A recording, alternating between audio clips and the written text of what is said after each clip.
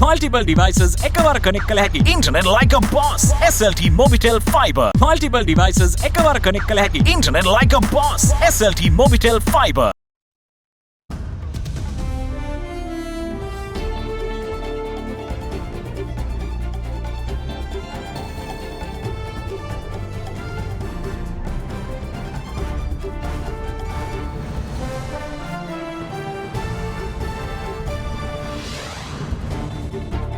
Your headlines. Setting priorities straight. Helping Sri Lanka is a test of our neighborhood first policy, says Indian Foreign Minister. We've never really done a big economic support program bilaterally for another country in distress. The other side. Prime Minister requests aid globally as UNICEF study reveals dire lack of basic necessities in Sri Lanka. We fertilize the great help, medicine, and some food aid to get over the next. We have got 3 critical months. Patience. Minister of Power and Energy requests private sector to adopt work from home policy, says fuel shipments due in 3 days. The show must go on. Education Minister instructs school activity to be done online and not be interrupted under any circumstance. All this and much more coming up tonight on First at 9, this Sunday the 19th of June 2022. නැවුම් සුවඳින් පිරේ නවරින් වෙළඳපොලේ අඩුම මිලකට සුවඳවත් තේරීමක් smart ඉදිරියක්. From AdaDerana, this is AdaDerana First at 9. Live from Studio 24 in Colombo. And a warm welcome. You're joining us on your English news service on AdaDerana 24, and I'm Indivadi Amwatha. Well, as the fuel crisis cripples public transportation and businesses, Energy Minister Kanchana Vijayasekara requested the private sector to consider implementing a work-from-home scheme. Public sector employees have already been granted a period of 2 weeks work from home starting tomorrow. The minister hopes some semblance of normalcy will be restored when orders placed for 2 shipments of petrol and diesel arrive in Sri Lanka on Thursday and Friday. Until the new fuel stocks are received, Sri Lanka's private oil supplier, Lanka IOC, has been advised to raise their daily market issuance of fuel by 700 metric tons, but the people are urged not to wait in queues and to give way to those in dire need of fuel. The fallout effects of the fuel shortage continues to be experienced in Sri Lanka, with vehicle queues stretching out from free-filling stations in multiple areas. In the recent past, this situation has caused nothing but frustration, multiple incidents of tension and clashes, and severe traffic congestion. In a bid to reduce the fuel demand pressure, the Minister of Power and Energy, Kanchana Vijayasekara, today requested the private sector to adopt a similar measure to the 2-week work-from-home scheme announced for the public sector. The Ceylon Petroleum Corporation currently holds 46,000 metric tons of diesel and 12,000 metric tons of petrol, with arrangements made for fuel shipments to arrive in Sri Lanka on the 23rd and 24th of June. People are urged to give way to those in dire need of fuel and to not stay in queues. අපි බලාපොරොත්තු වුණා ඊයේ දවසේ අපි එක petrol නෞකාවක් ලබා ගැනීමේ අරමුණින් ඒ සඳහා අවශ්‍ය මුදල් මහා බැංකුව මහා භාණ්ඩාගාරය සහ කනිතෙල් සංස්ථාව සූදානම් කරගෙන තමයි අපි ඇනවුම් කටයුතු කරලා තිබුණේ. නමුත් අපිට සිකුරාදා සවස වන විට sannivedanaya වුණේ තෝරාගත් නෞකාව විශාලත්වයෙන් වැඩි නෞකාවක් අපේ වරායට මීට පෙර ලබාගෙන තිබුණේ නැහැ. මේක තවමත් අපි සාකච්ඡා කරමින් ඉන්නවා වෙනත් විකල්ප ක්‍රමයකින් ඒක ලබා ගන්න පුළුවන්ද කියන එක පිළිබඳව. කෙසේ නමුත් අපි බලාපොරොත්තු වෙනවා විශේෂයෙන්ම තවත් ඇනවුම් දෙකක් අපි සිදු කරලා තිබෙනවා 23 සහ 24 කියන දින දෙකට පෙට්‍රල් සහ ඩීසල් නෞකා දෙකක්. ඒ සඳහා අවශ්‍ය මුදල් සඳහා ණයවර ලිපි විවෘත කර තිබෙනවා. ඒ අවශ්‍ය ඩොලර් මිලියන 90ක වමන ප්‍රමාණය අපිට මේ වන විටත් මහ බැංකුව නිදහස් කරලා තිබෙනවා. ඊට අමතරව ලංකා IOC සමාගම උන්ගේ ත්‍රිකුණාමල පර්යන්තේ පෙට්‍රල් මෙට්‍රික් ටොන් 10000ක් ගබඩා කරලා තිබෙනවා. අපි විශේෂ ඉල්ලීමක් කරා ලංකා IOC සමාගමෙන් වෙනදට ඔවුන් සාමාන්‍යයෙන් නිකුත් කරන්නේ 300ක වගේ ප්‍රමාණයක් මෙට්‍රික් ටොන් වෙළඳ පොළට. නමුත් ඊට වැඩිය ප්‍රමාණයක් නිකුත් කළා මෙට්‍රික් ටොන් 1000ක පමණ ප්‍රමාණයක් ඉදිරි දින කිහිපේ අඛණ්ඩව පෙට්‍රල් නිකුත් කිරීමේ කටයුත්ත කරන්නේ. අත්‍යවශ්‍යම කොටස් වලට විතරක් ඒ අවශ්‍ය පෙට්‍රල් ලබා ගැනීමේ අරමුණින් ඉඩ සලසලා දීලා ඉන්ධන පෝලිම් වලට පෙට්‍රල් ලබා ගැනීම වෙනුවෙන් ඉදිරි දින 3ේදී එකතු වෙන්න එපා කියන එක අපි තාමත්ම ගෞරවයෙන් ඉල්ලීමක් කරනවා. Given the situation, the Energy Minister said private and state-owned buses, school and staff transport vans and tourist buses too can obtain their fuel required from the nearest depot owned by Sri Lanka Transport Board. The minister added that measures will be taken to register people who depend on their income from three-wheeler hires at nearby refilling stations to implement a system to issue fuel on 2 days of the week. ඒ වගේම පෞද්ගලික පාවිච්චි කරනවා වෙන්න පුළුවන්, නිවසේ පාවිච්චි කරන අනිකුත් රට වෙන්න පුළුවන්. ඒකට සතියට දවස් 2ක් පමණක් වෙන් වෙන ආකාරයට යම් වැඩපිළිවෙලක් යෝජනා කරන්න බලාපොරොත්තු වෙන. උදාහරණයක් ඇටියට ගත්තොත් එහෙම තමන්ගේ තිබෙන නම්බර් ප්ලේට් එකේ අවසාන ඉලක්කම අනුව යම් දින කාල වකවානුවක් වෙන් කළ දෙන්න. The shortage of fuel has led to multiple tensions in many areas. One such tense situation was reported yesterday at the Beligam Mana refilling station in Mavanella. AdaDerana regional correspondent Pradeep Bandara, who had attempted to report on how a group of outsiders had been interfering with the fuel issuance at the Beligam Mana refilling station, was assaulted.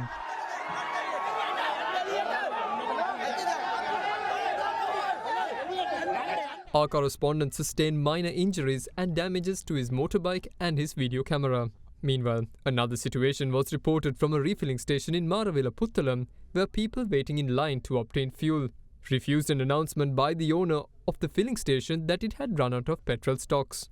The situation was only brought under control after police and army personnel took measures to inspect the storage, where 13,200 litres of petrol was found. It was then distributed to the people waiting in queue. In the meantime, queues for domestic LP gas continues outside retail gas outlets despite constant calls by state-owned supplier Litrogas Lanka for people not to stand in queues as gas supplies are not due. The US Ambassador to Sri Lanka, Julie Chung, taking to Twitter, called on authorities to exercise restraint when dealing with the public during this crisis situation.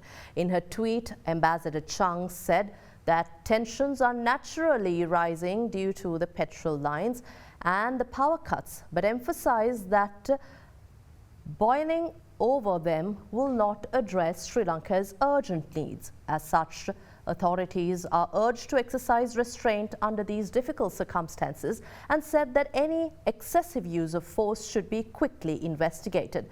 The US Ambassador to Colombo's her remarks came in the backdrop where incidents of clashes that were reported yesterday between police and the public have been out in the media.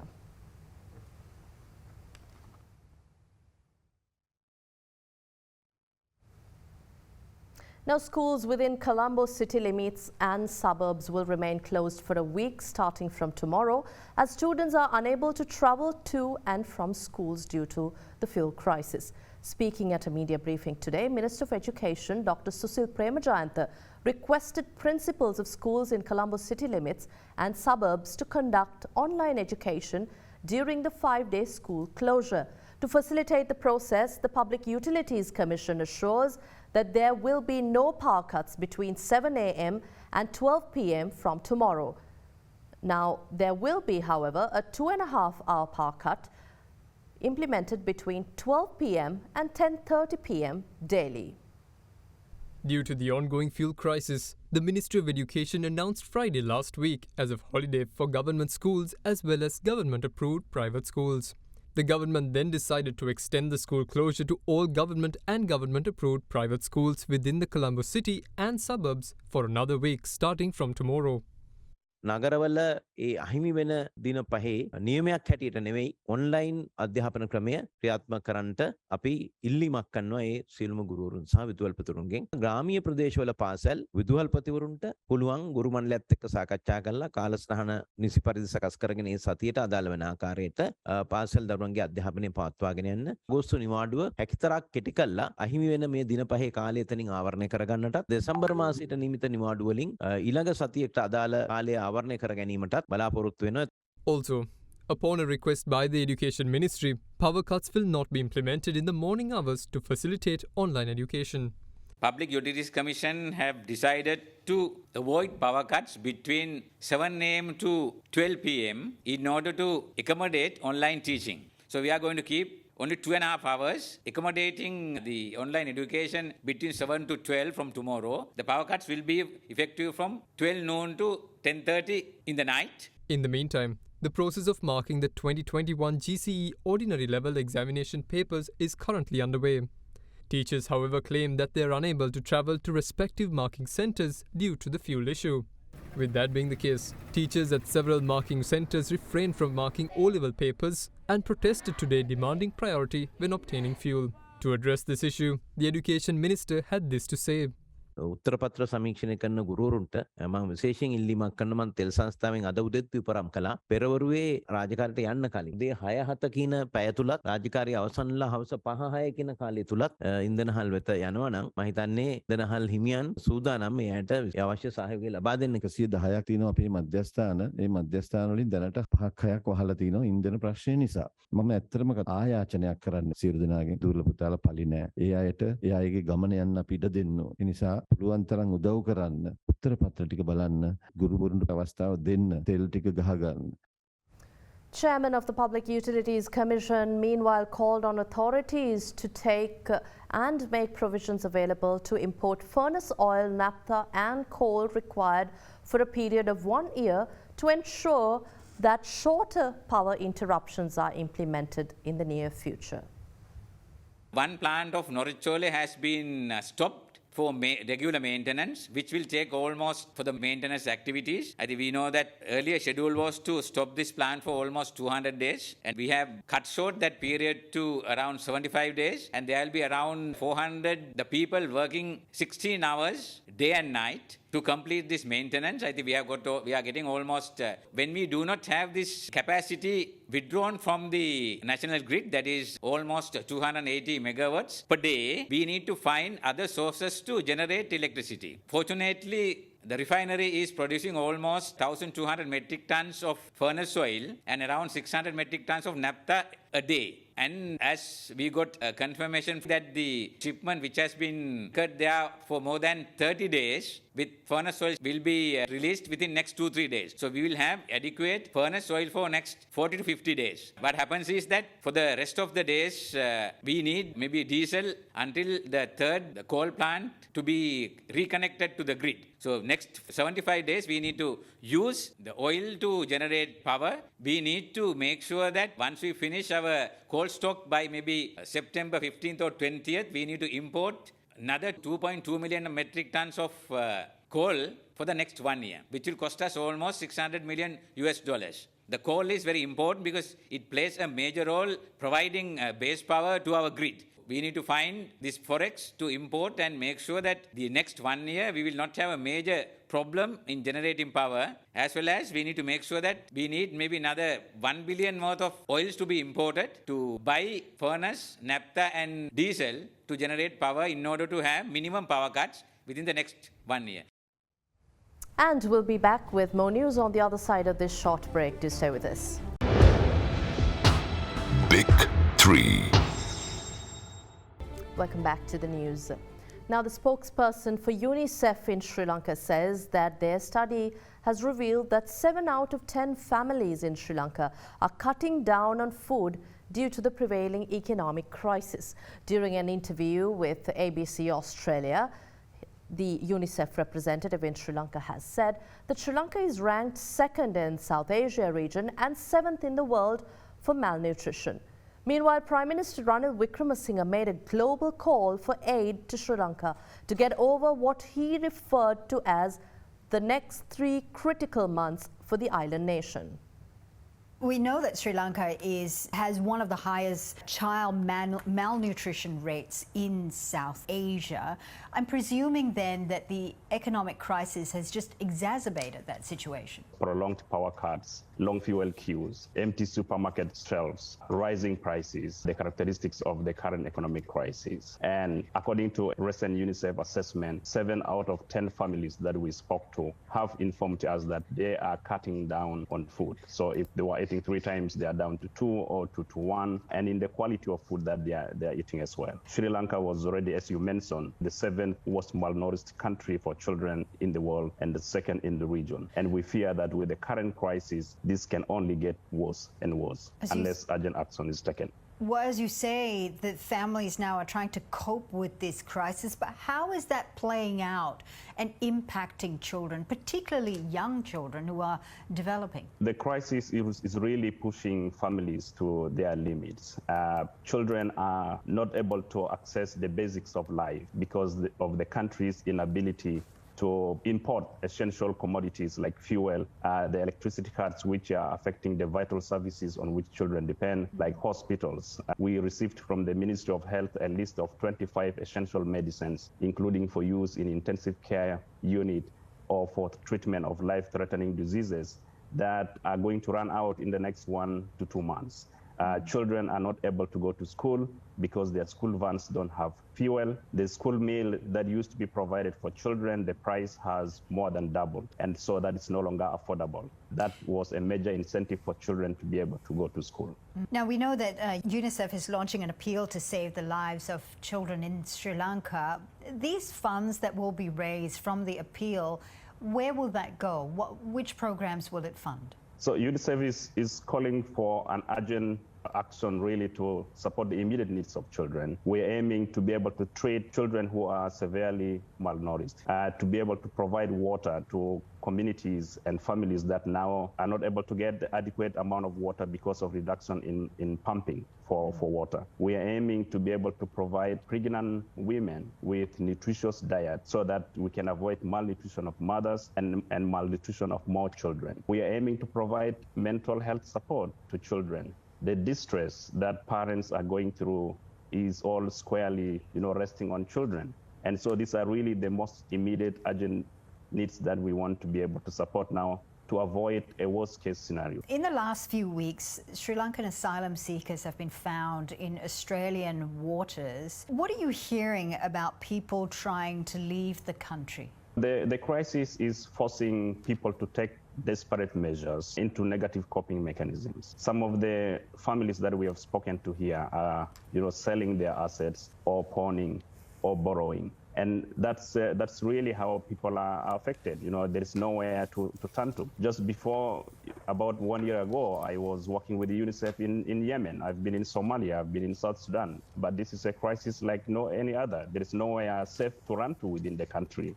And so really people are, looking at all desperate measures to be able to cope. Also speaking to ABC News, Prime Minister Ranil Wickremesinghe explained the country's economic situation and what assistance is needed going forward. There is going to be a contraction of the economy, that people are going to feel it very, very hard. How do you feel when you see these long queues outside for fuel and gas and so on? I feel bad. I feel pretty bad. I like to see it being dissolved. But we fertilize a great help for us. Medicine.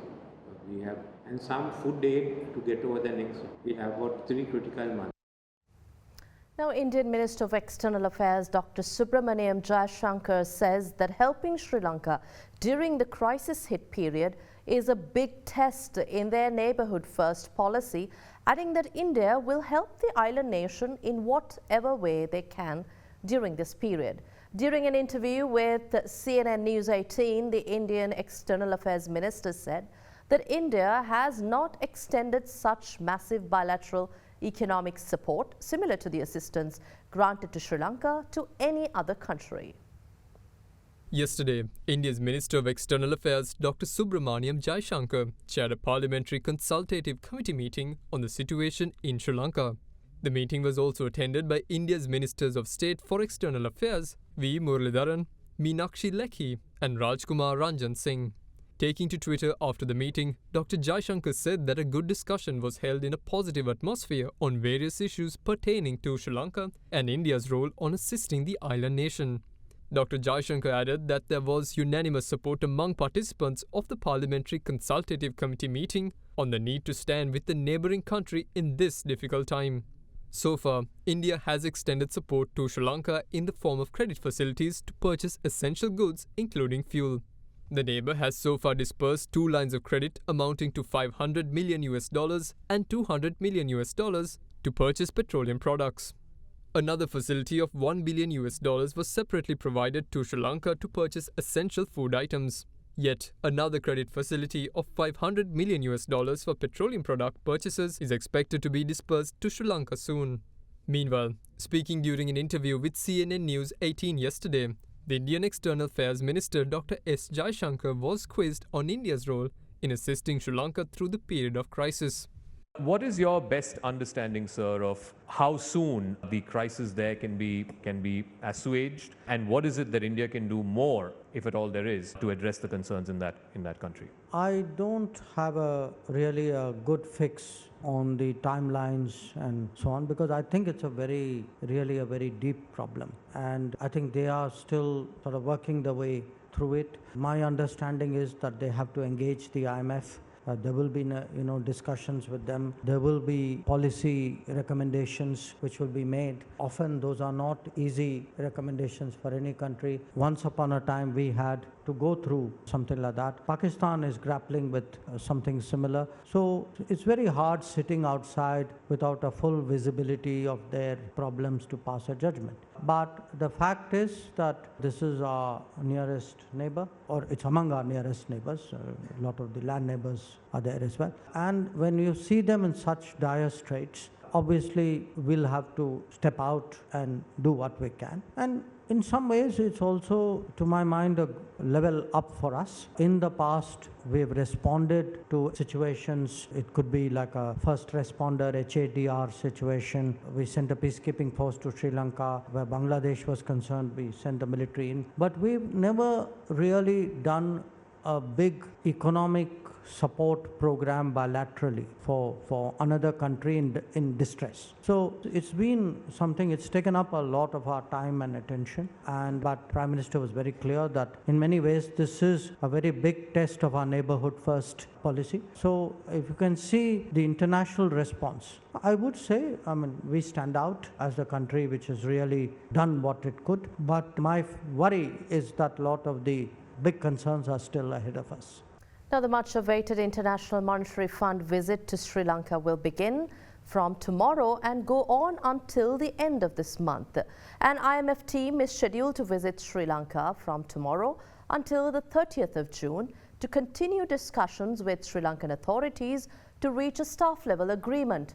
The IMF Sri Lankan team has said that it will continue discussions on an economic program that could be supported by an IMF lending arrangement, building on the progress made during the previous virtual mission between the 9th of May and the 24th of May.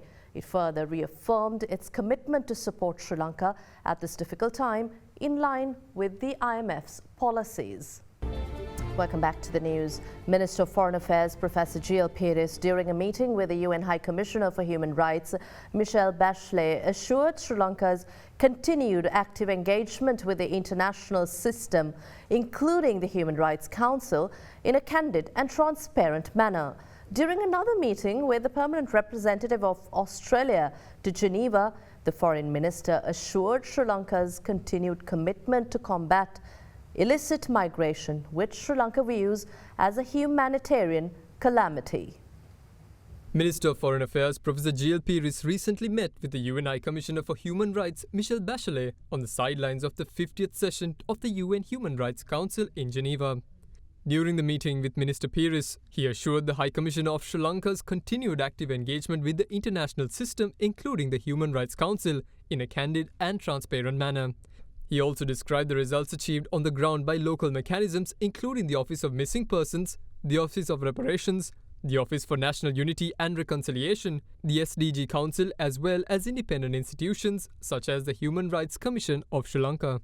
Meanwhile, Minister Professor Peiris also met with China's permanent representative to the UN office in Geneva, Chen Zhu. The foreign minister thanked China for the continuous support extended to Sri Lanka over the years and expressed appreciation for the substantial quantities of food, pharmaceutical items provided by China during the economic crisis. Sri Lankan Foreign Minister also met with the permanent representative of Australia to Geneva, Ambassador Amanda Gorole, where he assured Sri Lanka's continued commitment to combat illicit migration, which Sri Lanka views as a humanitarian calamity. Further, discussions were also made pertaining to the upcoming visit of Australia's Minister of Home Affairs and Cybersecurity, Claire O'Neill, to Sri Lanka.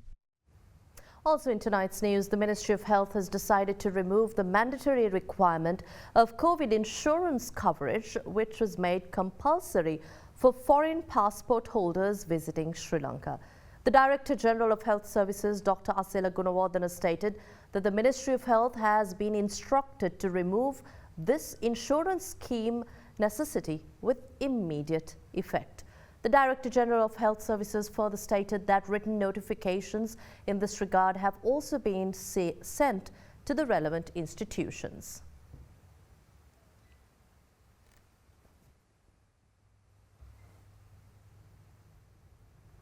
Sri Lanka's Minister of Ports, Shipping and Aviation today said that the government of India has extended financial assistance of $45 million for or rather $4.5 million for the development of the Kankasanture harbour. Accordingly, Minister Nimal Siripal de Silva stated that the Kankasanture port is planned to be developed expeditiously. Minister de Silva stated that after the development of the port, it is planned to start freight operations directly from India. Sri Lanka's Ministry of Finance and Import Bank of India signed an agreement in this regard in January of 2018. දක්වා තියෙන දුර ප්‍රමාණය ඉතා අඩු නිසා. ඒ නිසා මම පරාය අධිකාරියට උපදෙස් දුන්නා. ඒ සඳහා ක්‍රමවේදයක් සකස් කරන ලෙසත් ඒ වගේම මේ වරාය වෙනත් නාවික කටයුතු සඳහා යොදා ගැනීම සඳහා.